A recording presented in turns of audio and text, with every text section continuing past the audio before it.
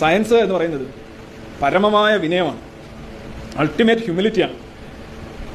കുറച്ചു കാര്യങ്ങൾ അറിയാമെന്നും കൂടുതൽ കാര്യങ്ങൾ അറിയാൻ കഴിയുമെന്നും അറിഞ്ഞുകൊണ്ടേ ഇരിക്കണമെന്നും അപ്ഡേറ്റ് ചെയ്യണമെന്നുള്ളത് കറക്റ്റ് ചെയ്യണമെന്നൊക്കെയുള്ള ഒരു വാദമാണ് സയൻസിനുള്ളത്.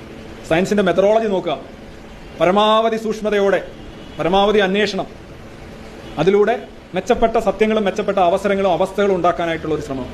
എല്ലാം അറിഞ്ഞു എന്നുള്ളൊരു അവകാശവാദം സയൻസിനില്ല. ഇപ്പോൾ പ്രപഞ്ചം എങ്ങനെ ഉണ്ടായി, മനുഷ്യൻ എങ്ങനെ ഉണ്ടായി, എങ്ങനെയാണ് DNA ഇങ്ങനെ ഉണ്ടായത്, അത് RNA ആയിരുന്നു, ഇങ്ങനെയൊക്കെയുള്ള ചോദ്യങ്ങളെ വളരെ ഗൗരവത്തോടെ പഠിക്കുകയാണ് സയൻസ് ചെയ്യുന്നത്. പക്ഷെ മതത്തിന് ഇതിനെല്ലാം ഉള്ള ഉത്തരവുണ്ട്.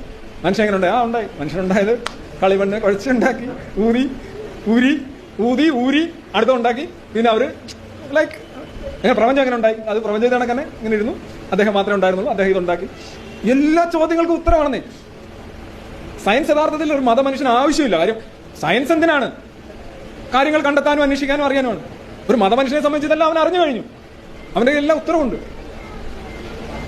അതാണ്. പക്ഷെ മതം എന്താണ് യഥാർത്ഥത്തിൽ?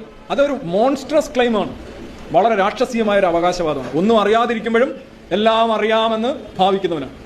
ക്ലച്ച് ഏതാണ്, ഗിയർ ഏതാണ്, സ്റ്റിയറിംഗ് ഏതാണെന്ന് തിരിച്ചറിയാതിരിക്കുന്ന സമയത്തും 16 വീലുള്ള വണ്ടി ഓടിച്ച് ഞാൻ അങ്ങ് എത്തിക്കൊള്ളാം എന്നുള്ള ഒരു വാഗ്ദാനമാണ് മതം മുന്നോട്ട് വെക്കുന്നത്. ഇതൊന്നും അറിയില്ല, വണ്ടിയെക്കുറിച്ചും അറിയില്ല, പക്ഷെ അത് ഞാൻ എത്തും.